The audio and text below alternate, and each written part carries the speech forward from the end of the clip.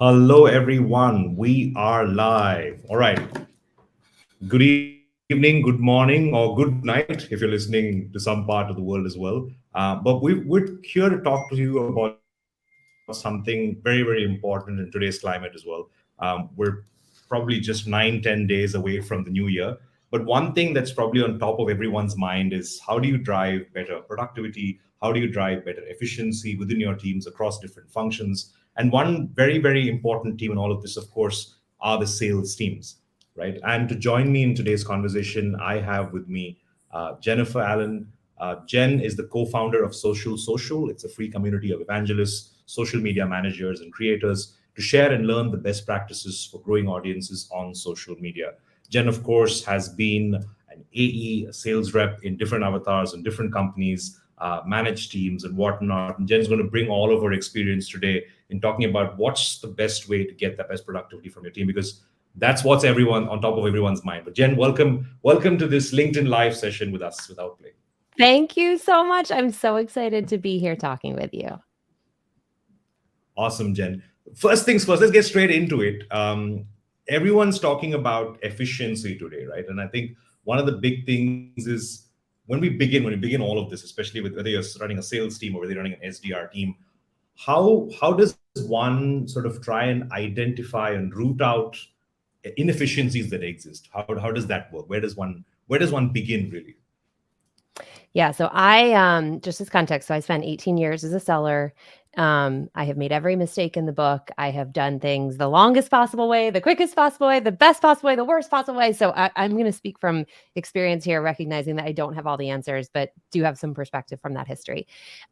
I think the first place to start to weed out inefficiencies is to start to look at your business through the eyes of a buyer. Now that is language that is like not, rocket science. I didn't come up with that, but I think it's one of the things that when things get crazy and hectic and the market gets wild, we tend to look inward, right? And we tend to look at our own processes and say, how do we do this better? But better is through the eyes of our business. So what might be better for us might be worse for a particular customer, which ends up adding to the productivity problem later because customer replies are down, customers are frustrated, prospects aren't engaging, right? So I think step number one is first and foremost to say, let me look at the sales experience through the eyes of one of the people that we're trying to target. And I would say, one person's probably not enough, right? Like take different personas, take different types of buyers, prospects, customers, customers where you've had turnover and look at what is the experience from their side. So when they are getting contacted by sellers, are they getting contacted with messages that are all about them and all about their products and all about their ROI and have no visibility or insight into anything that matters to the customer? That, if we just use that as one example, it's one that's near and dear to my heart. It will take you so many more pieces of outreach, calling, emailing, carrier pigeoning to get that buyer to engage with you, which contributes to the productivity problem, right? So there's usually this balance and this seesaw that we have to consider where we say something might take us a little longer up front. Emails are a great example of that. But if you do it right, it means that you're doing less work later. And I think that's the big, I don't want to call it a miss or mistake, but in a way it is. Like we've been really fortunate in the past few years where cash is king and there's lots of people buying and we've been able to get away with really bad behaviors, right? And I'm not attacking that because a lot of people have made good money off the back of it. However, I think as the market shifts, we have to be more mindful of things like that, how we're treating that customer, how we're engaging that customer, because really noisy, unhelpful, totally supplier centric messages, just as one example, is a place where you're going to have your reps are going to end up doing more things with worse outcomes for what, right? A frustrated customer. So that's one big one for me. Great. I think another piece I wanted to check to you about is the fact that why do you think today, like for example, companies probably do a decent job in terms of figuring out the right kind of folks that they want to hire, skilled employees, right kind of experience. Of course, there are opportunities there as well for companies to get better at finding the right people. But despite, let's say you have the right kind of people within the company, where do you think they miss out on opportunities? What is it that they're missing in the larger piece? or at least if you can list out like maybe two or three different things in terms of, hey, this is the big piece I think people are missing out. Are there few things? I'm sure there are a bunch of these, but if you had to pick out like a few of them, what would they be in probably in order of priority if you had to say?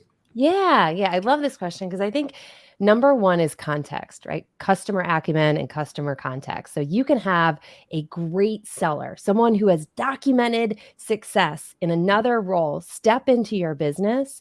And if they don't fully understand the jobs to be done for that customer, what makes those jobs to be done hard, the root causes of challenges that they face, what they will end up doing is just being a walking, talking marketing brochure, right? And so I don't care if you've got 20 years of experience selling. I don't care if it's your first sales job. One of the big misses, I think, again, in the pursuit of efficiency that sales organizations make is we say, we hire someone, we know they're great, we've just interviewed them. Let's put them in 5 days of product training, and then let's like put an activity metric on their head and let them go wild and beat them with a stick if they don't hit it, right? So what kind of behavior does that pop out on the other side? It creates walking, talking marketing brochures where people feel so held hostage to these activity metrics. And because they have such limited customer acumen, because it's not being trained to them in their onboarding, they're talking about exactly what we told them to, which is us. And that's great for that 3% of the market who's ready to buy and wants to buy your stuff.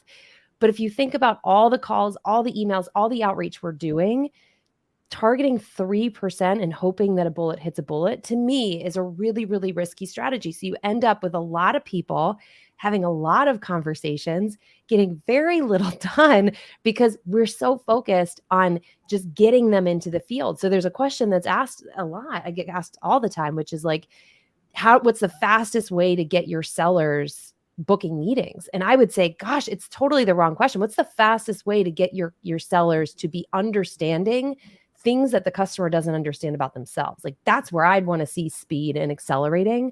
But that means we kind of slow down on the other things. Like we got to slow down our expectations of just getting all these meetings booked 7 days after they start and recognize like I want to make sure that that person is capable of having an intelligent conversation about the customer's business. They know where to find insight on the customer's business. They know how to speak to customers, the right tonality. Like I just think sometimes we totally oversimplify sales and say it's just about making dials and sending emails.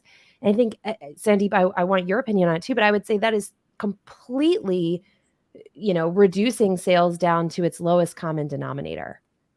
I love this. I think it's a good thing for companies to, and I like that you're bringing it now as well. It's a good time for companies to even stop right now, take a back seat at all of this, given that generally inflow or outflow might be lower during this point of the year as well. But more importantly, I like the fact that you're saying this. It's not just a copy paste of what's there on, let's say, an email template or a call script, right? Like you said, you will sound like a marketing brochure. I think those are in all essence guidelines of how you could possibly pitch or what you could possibly do. I love the fact of that. Hey, you've also got to, I think you mentioned this in the previous part as well, almost empathize with the buyer, empathize with the user at the other end, understand what the pain is, and then in your whatever language you feel, get that, resonate with that pain, because unless you are convinced of the pain, wouldn't they would probably be far away from it, right? So I think that is very, very, and to be honest, I don't think a lot of us do it. A lot of us, and of course, all of us are pushed by pressure of, hey, we need to get the number of meetings and all of that. And sometimes we make those mistakes. And you're absolutely right. I think the ones who end up booking a lot more meetings, predictably, are the ones who are being a little more innovative, are the ones who Yeah, are slightly stepping inside the book, right? no, I love the way you put that because again, I'm not knocking it. Sometimes that works. Like when cash is flowing, we can get away with those bad behaviors. So I don't want anyone to sit here and feel like I'm like criticizing that because sometimes it does work and it's low effort to do that. But in markets like this, I think one of the things that's really important for us to remember, and it took me way too long to learn this myself, so that's probably why I'm really outspoken about it, is if I call up a stranger out of the blue or I email someone out of the blue and I immediately go into, we're the world's leading provider of whatever, right? And here's all our G2 stack rankings, and here's all the customers I work with. That person that is the recipient of that message, all they are seeing and hearing is dollar signs, right? Solutions cost money. And so if I am communicating with you out of the blue and I'm like, let me tell you about my solution right now, not everybody, but many executives are saying the very last thing I want to do is buy more stuff, right? Because when I buy more stuff, I got to like walk into my CFO's office with my tail between my legs and be like, Yeah. I know you just cut people, I know you just cut spend, but like, could we get a little bit more money? Like that? No, there are very few executives that want to do that. But what executives are very lit up about and what there is no shortage of is problems, right? So, like, when you think about onboarding, when you think about coaching, when you think about sharing templates with your team of great outreach, the thing I always come back to in markets like this is it has to lead with the problem and the misunderstood root causes of it if we want to spark a conversation. Because just like, I mean, this is why in the US, like therapy is a huge money making business, is because what do we love to do? We love to talk about our problems. If I came Yeah. to you, Sandeep, and said, I haven't been able to go to the gym 5 days a week and I'm really upset about it. If you immediately was like, well, I have this perfect little app that you can use, I'd be like, get out of here. I'm not ready for that. I want to commiserate. I want you to understand what you don't know is this, this, and this. And so that I think we have to keep in mind in our outreach. But more importantly, we can't fault the SDRs and AEs who don't do it because they haven't been taught to do it. So it comes back to your question of what do we need to really be prioritizing right now? It's sending that message loud and clear to our teams and making it as easy as possible for them to access templates, tools, things that allow them to have more conversations at scale like that. I'm going to slightly pivot before we jump into the 6 ways of improving sales training, right? And this is something that I keep hearing as well, right? I think a lot of companies try to do this where they will try to emulate the best performing rep. So you have somebody there who's booking X number of meetings. Hey, how do we copy paste that individual's skills, tactics, whatever they're doing to everybody else, right? And this is a very common theme. You hear this a lot, like, hey, this person is always hitting 100%, 120% of their quota. How do we do that, right? What's your thought of that? A lot of people try to do that because, of course, they're going down the templated approach of I'll give you cadences and I'll give you playbooks and everything else. And then, hey, this individual is doing that.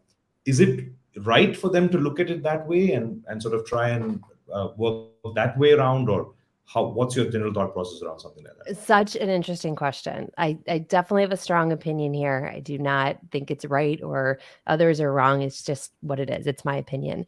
But when I was first starting to sell, I had that mindset. And I said, I'm going to look at the top performing people in this business and I'm going to mirror everything they do. The problem was I am probably more introverted than people would expect. I'm not an in your face person. I never wanted to get into sales like a lot of us in sales. And so when I looked at the person who was top performing at the time, they would have literally kicked a door in on a prospect who owed them an agreement, right? And so I looked at that person and said, I have a really hard time trying to pull off what they've done because that's core to who they are. It's their personality. And I didn't see a similarity in my personality. What I think is probably a more meaningful way to get after the same outcome is to go to our buyers, go to our customers, our happy ones or unhappy ones, our prospects who take meetings, who don't take meetings, and have that conversation and just say, look, like there's no harm in vulnerability there, but just to say, look, the market's shifting. We want to make sure that we're doing the best possible job that we can. And so I would love to have a candid conversation in the pursuit of us getting better about things we do that you like and things we do that drive you absolutely crazy, right? And I think when you make it safe for customers and prospects to be honest with you, you may not win that deal with that customer, but my opinion is you win a lot more deals on the back end of it because you can take that feedback and apply it to others.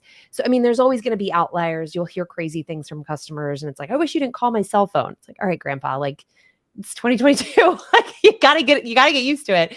But I think take the Yeah. meaty things, start looking for trends and saying, oh gosh, our customers really think that when we show up to calls, we're like, what do you want to talk about? And we're not being prescriptive. Like that's something that we can then take back to sellers and say, it really frustrates customers when we do this. Here's an alternative way of getting to an understanding of what customers want to achieve. So that would be my take on is look to the buyer instead of necessarily look to the top seller. Awesome.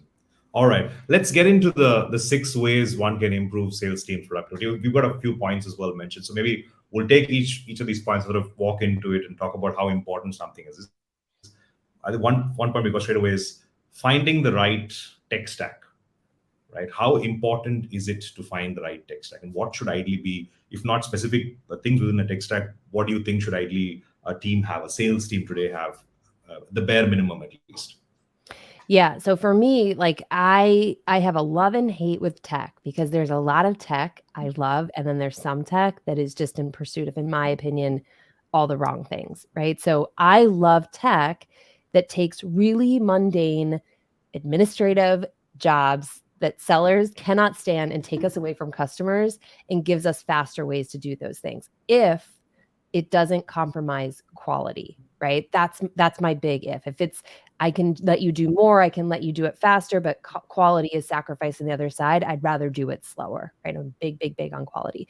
So I think any technology that takes these things that take our sellers away from customer facing time is big to me. I think having in a sales engagement platform, obviously I don't work for you guys, I don't get paid to say this, but I think having a platform is incredibly important because what you can do at scale is take those messages that are very effective, take those frameworks and allow your people to very easily go in and say, I'm going to tailor and customize the pieces that need to be uber relevant to the customer, but I'm not doing this manually. Like I think back to the days we didn't have them and I'm like, what was I doing with my time? How did I get anything done? I'm So not kidding. I use the CRM and then have an Excel sheet opened up at the side and then figuring out stuff despite having a CRM, right? So yeah, been there. No, I think very powerful. And I think I'll be honest, right? I don't know how many sales folks have joined the call today, or if you're catching up with this later as well, right? I'll be open and say this: salespeople generally hate tech, generally hate like using multiple, especially when you have multiple tech platforms or multiple tech things. It's not somebody, like you said, something, anything that can simplify your job, anything that can make your job a lot easier, because already you're bothered about who am I going to follow up with, what do I have to follow up with them, how do I start building my pipeline, where do I get my cold process. There's so many different stages of the funnel you're already concerned about. And if somebody comes and says, hey, here are 5 pieces of software, figure it out. Sales people always run away. Like, hey, no, give me one platform that can do everything, right? I feel like it's yeah, just I feel like what's and this is coming from somebody who is in the sales tech side, and yeah. I've had previous avatars where I've been in sales tech and customer support tech.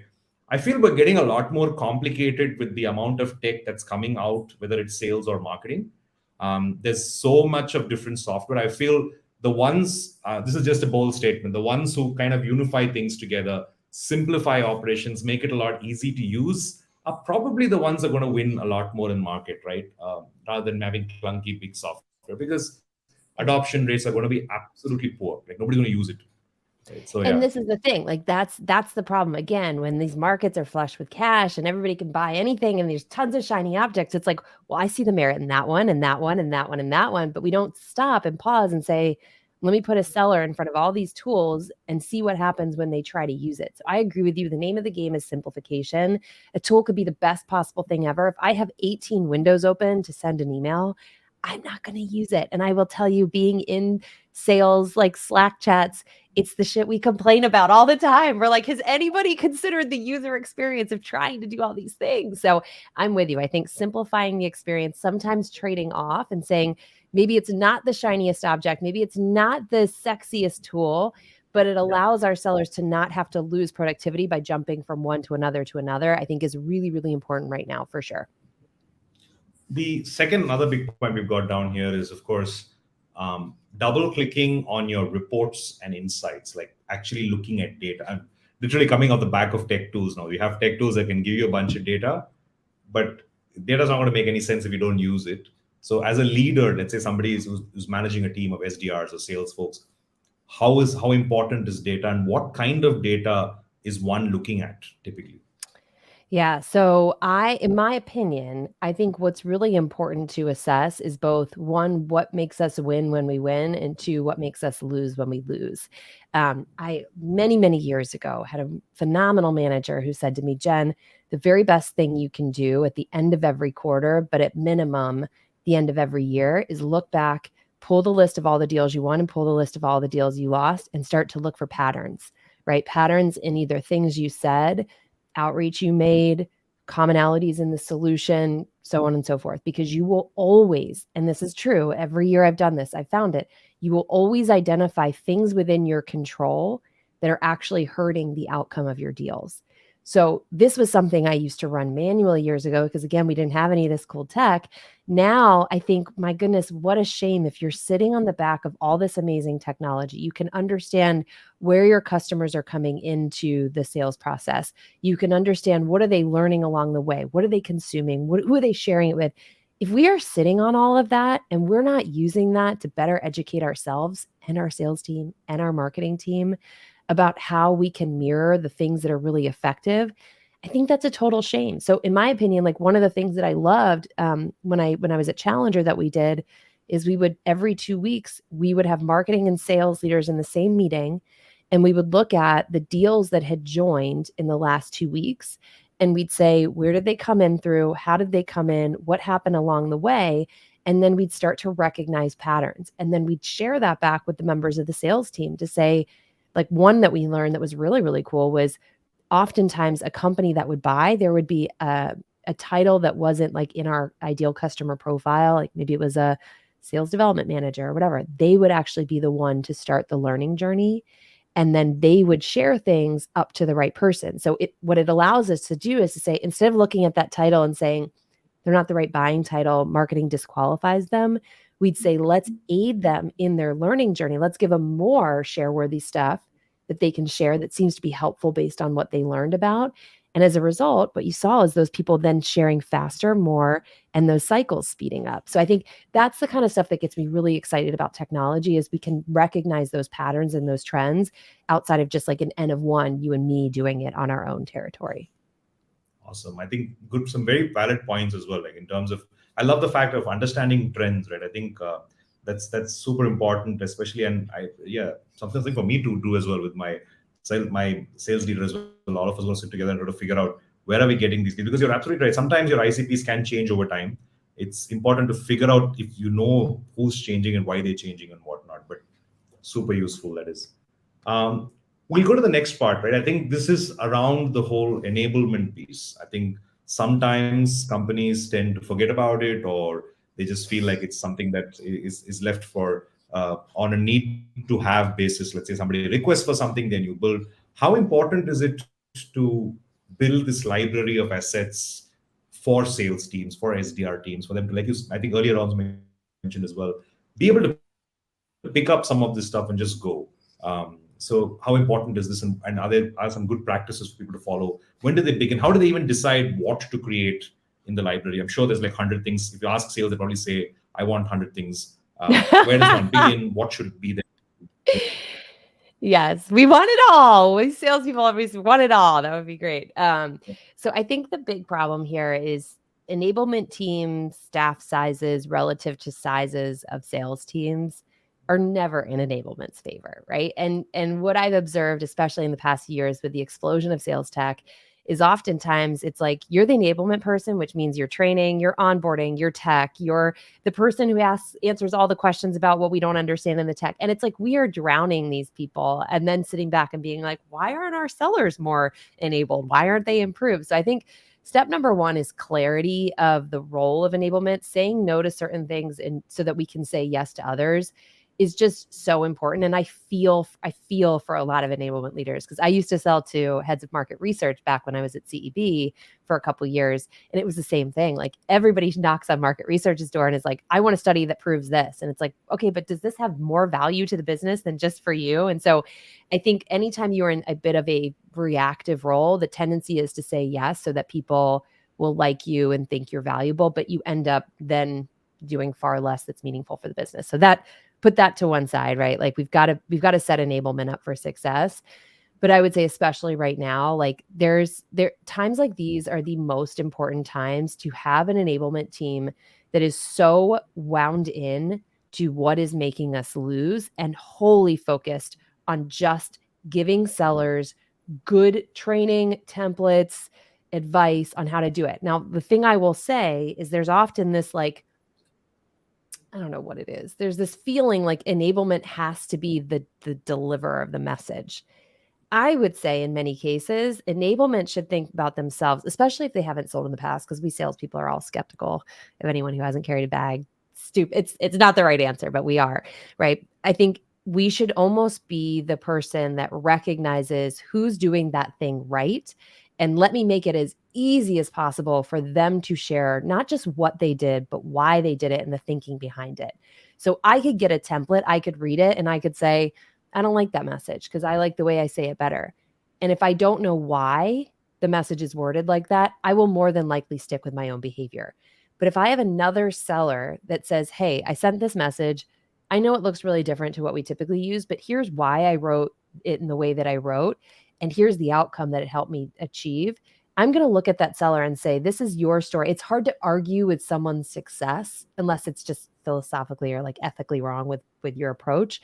But I think enablement can get a lot more scale if they recognize those influencers within the organization, who's got credibility, who's got the ear of the sales team, and say, I'm not going to ask you to build a PowerPoint. I'm not going to ask you to come up with like an hour-long training or build an e-module. I want to, like, here are the questions. Can you just come in and talk about how you did what you did? We'll make it look good, and like almost take that off their plate, because then you can focus on the things that you really think are important, right? Which is consistency and message. Make sure we don't have 18 different ways to do one thing, but you allow salespeople to also get some recognition for when they do things well, which, hey, we salespeople love. Awesome. No, for sure. I think it's such a vital part of the entire sales process in terms of enablement folks, and the way that, like, I love the fact that bring in influencers or bring in within the company as well who can sort of drive that message across. I think very, very powerful. We'll go to the next point. This one is, I think, one powerful. I think, ironically, Salesforce put out a report that said almost, I think, 70% of salespeople at any given point in time are doing everything other than sales.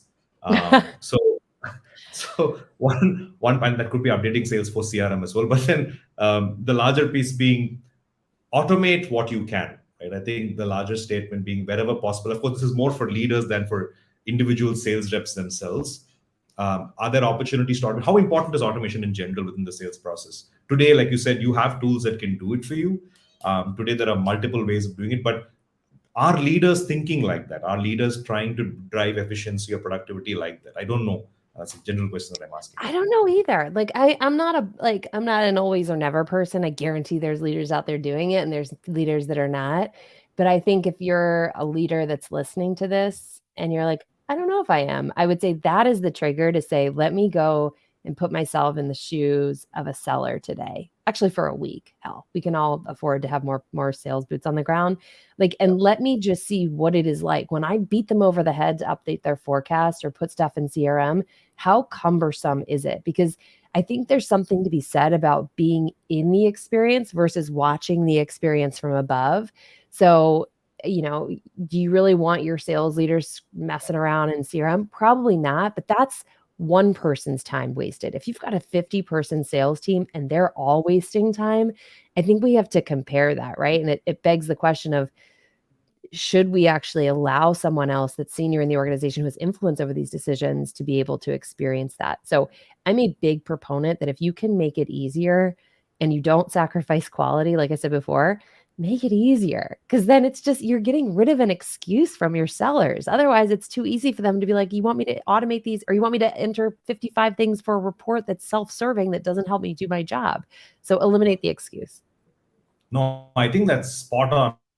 And for any leader who's joining us on the call right now, you absolutely said it right. Right, go and probably experience the actual thing itself, and you'd probably know whether it's cumbersome to pick up data, whether it's cumbersome to set up something in your CRM platform, even just to, like you said, even if it's few hours a week, as a few hours a day every week for an entire week, you might unearth several things there. Like, actually, you might find out that what my reps are telling me is probably really the truth in itself. Right? It's not they're not making up excuses just to do whatever to brush with. It's probably real things, right? And I think it's important sometimes to understand, because we typically, what happens is when you build processes that are relevant to a particular time or framework or some mathematical formula that you've based on a bunch of things. And sometimes you're not always going to the ground reality and seeing, okay, this is based on X. Is it actually working based on that? Because all theory, right?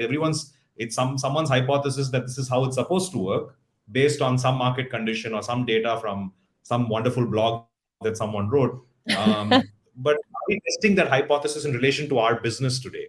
And I feel like a lot of us make those mistakes of not doing that and revisiting the numbers, revisiting those conversions across the board, right? But yeah, spot on. I think it's on all of us leaders, whenever the opportunity comes in, jump in, take a few days, get in the actual basics of what the team does, and actually see where the difficulty lies. And you will unearth several new opportunities to do stuff. But yeah, that's a brilliant point. So well said. So well said. And I think like, it's certainly one of those functions. I think every, functional group is a little bit different, but it's one of those functions where if you're a sales leader or marketing leader and you haven't been in the front line in the last 3 to 6 months at all, like get in the front line because you are speaking from a point of ignorance. You're not knowing what's actually happening and you're probably losing credibility from your sales teams as a result of it. Like you don't have to have all the answers, but you really need to put yourself in their shoes because if you have this, to your point, this idea of like, this is how it should go because I read it in a blog or it worked 5 years ago, and then you keep pushing it, I guarantee your sales team is sitting back here saying, this person is so out of touch. And if they just spent one day in my shoes, they'd see it. So just spend the day in their shoes, right? If nothing else, you earn that credibility. So I agree with you. Now I've got a couple questions for you. Yeah. Turning the tables. What do you think about that? Awesome. So Before you do that, Jen, as well, just for folks who have joined us today, if you want to ask us any questions, feel free to drop them in the comments. If not, you can always DM us or add us on LinkedIn and ask us later as well. But yeah, over to you, Jen. Yeah, table's hot yours seat now. is yours. Okay. So a lot of what we're talking about today relates to change management, right? And a big, big role in change management is communication. So when you think about the whole topic at hand, right? Like how do we improve in productivity?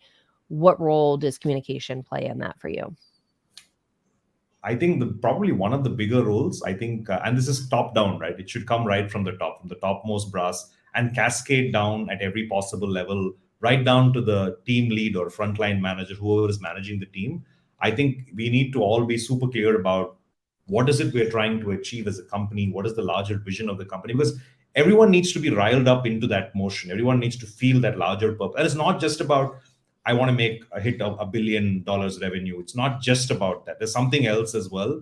Understand, and I think it's important for companies to really break down that mission statement and say, this is what we want to do, this is why we want to do it, and this is where we want to see ourselves, etc.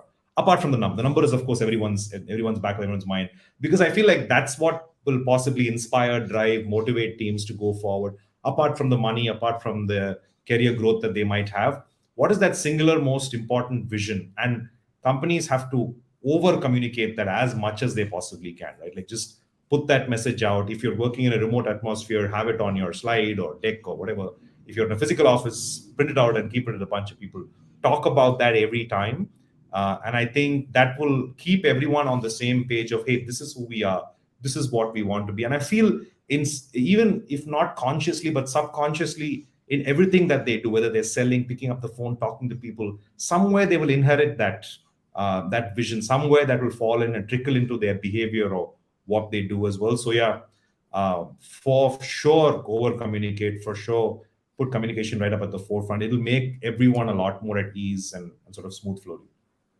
So I love the way you said that. And I'll tell a really quick story. I was on the phone yesterday with a VP of sales who works for a company that sells a machine that makes like cardboard boxes to fit the exact spec. So if you've ever gotten a package and you're like, there's 80 pounds of plastic in here and it's so wasteful and it's stupid. And why do they do that? Right? Their machine solves for that problem. And prior to talking to him, I had no idea that their company existed. I had no idea. I would have never thought I could get lit up over the idea of cardboard boxes. But I listened to this leader speak, and he was talking about very authentically, not in this like cheesy try to connect A to B type of way, but being like, think about that. Think about that with all of the people buying Amazon and Walmart and whatever else packages, how much waste there is. And think about what that's doing to our environment. And he's talking and talking, and I'm leaning into this conversation. I'm like, I stopped him. I'm like, I have never talked about cardboard in a way, or no one's ever talked to me about cardboard in a way that has made me this lit up before. Like, that's the thing, to your point, that we need to remind. There is a good on the other side of all this hard stuff, all these things that take up our time and feel so difficult. I don't care what you sell, there is something that makes that buyer's day that you do. And so if leaders do what you just said and remind people and constantly give them like that shining light, gosh, that's, to me personally, that's really important right now, just to get that right. So I love the way you said that. before we go, I'll have to mention, say one more example as well. This is my previous CEO, Girish of Freshworks, right? I'll tell you, I think there was one, I keep telling this to some of the folks that I meet in general, right? I remember there was one instance where he came, so we're essentially Indian company that sells to the US and all of that. And this was easily some 6 years ago, early stages of when I joined the organization. He walks in one of our town halls and says, I want to make sure that we are the first Indian product company that lists on NASDAQ. The first Indian product, because typically Indian companies are seen as outsourcing back office, but I want the world Right. to see us as a product nation, a company that a nation can build stuff. I mean, I had nothing to do with product. I was taking care of an SDR team back then, right? But but even for someone like we just be inspired by that vision, that Yes. statement, like, hey, I am going to be, and he did it. He did it several years later. Like literally last year, we went IPO and all of that. And for us, it was such a glorious because we've seen it 5 years later. It was like, wow, this actually happened, right? So one example, of course, but then, yeah, I think take the step and get in and sort of make that powerful statement message that can drive the entire organization forward. But yeah. Totally. And I mean, we're talking about productivity, but we always look to like efficiency and process typically on that subject. But what you just said, like I've definitely sat in those meetings where I've had a leader really inspire me. And that's the stuff that makes me want to pick up the phone. Like that's the stuff that makes me want to call more people because I'm like, I want to spread that good stuff around. I'm not doing it because I'm fearful you're going to yell at me if I don't hit my metric. It's because I'm excited and passionate about the problem that we solve. So I couldn't agree more. I think one last question, Yeah.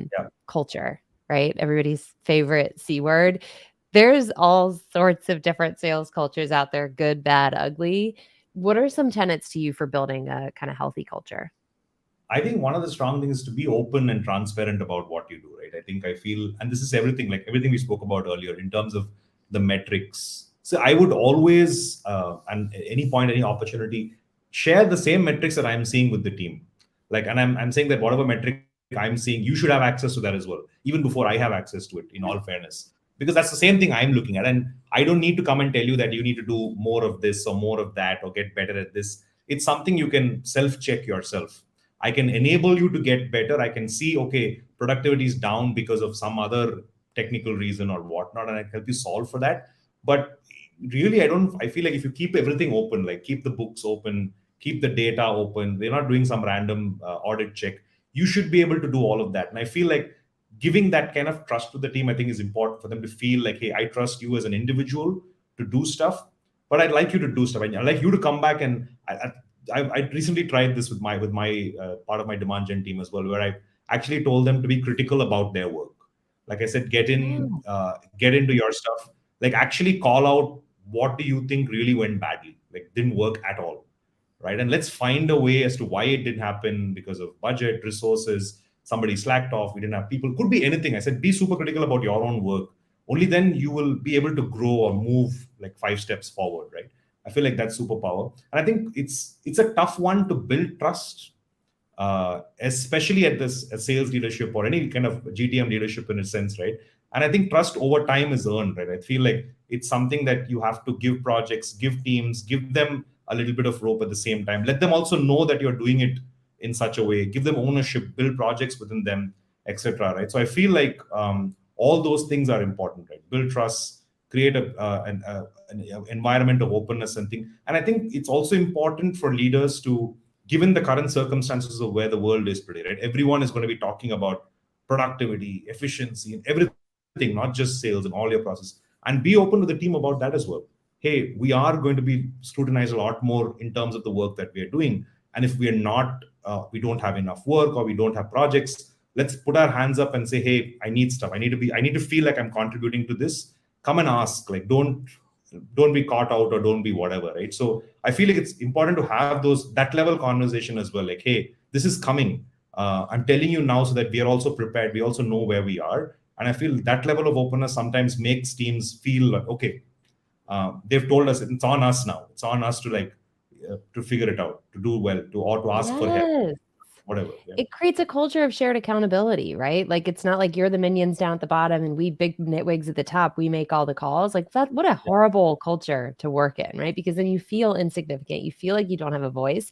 Candidly, if many of the sales teams that I've observed with not so great culture just said, we're just going to start treating these people like adults, that would be a step in the right direction. Like, we're not, to your point, we're not going to be too scared to tell them the bad news. We're going to tell them the bad news.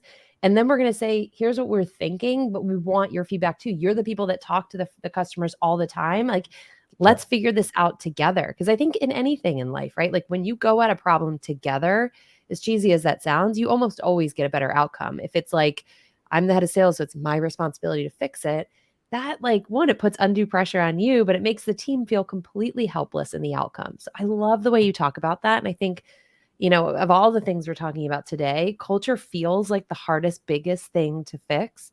But even if you're a manager, I've experienced this. You can create a microclimate on your team, separate from what's happening broadly outside of your team, that can actually make people stay, make people more engaged, make people willing to fight, even if the overall culture of the company isn't in line with it. So I think, don't feel helpless in that regard. You can create a climate.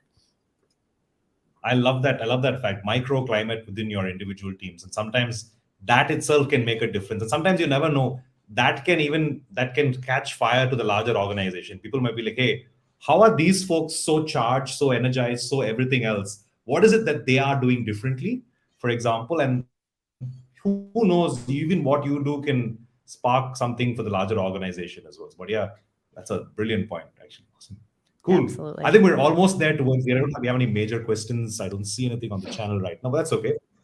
But if we had to close this, Jen, in terms of like, if we have to call it, what's the big real takeaway for everyone here today in terms of like, hey, we understand productivity is important. We understand there's going to be a lot more scrutiny in terms of how to become even more productive than we are today with whatever resources and tools and everything that we have. What is the big thing people should be looking at? Yeah, I will always, always, always come back to the buyer, right? Revisit your processes, your approach, your outreach, your everything through the lens of a buyer instead of the lens of like what allows us to be faster, or whatever the word ending in ER is that we want to use. Because a sacrifice of quality on the upfront almost always leads to productivity losses later on. So something may feel like it's moving faster, but it may just end up taking you a lot longer. So look at things through the eyes of a buyer. It feels very different out there now. And people who empathize and really relate to that and build their systems around it, I think really do tend to do a lot better. Awesome. So empathize with the buyer, and given the current climate, all the more reason to do so. What are your buyers thinking now in the world that is, or the world that's going to happen in the next year itself? But with that, thanks a lot, everyone, for joining us who was able to make it live, and folks who might be checking this out on a recording as well. Thanks a lot, Jen. A pleasure having you on this episode of With Outplay. Oh my gosh, it was so fun talking to you. I could talk to you for another 2 hours, but I know it's really late your time, so you go to bed. Thanks a lot, Jen. We should do this some other time as well, but do appreciate Yes, it. I'm in. Thank you. Have a good day. All right.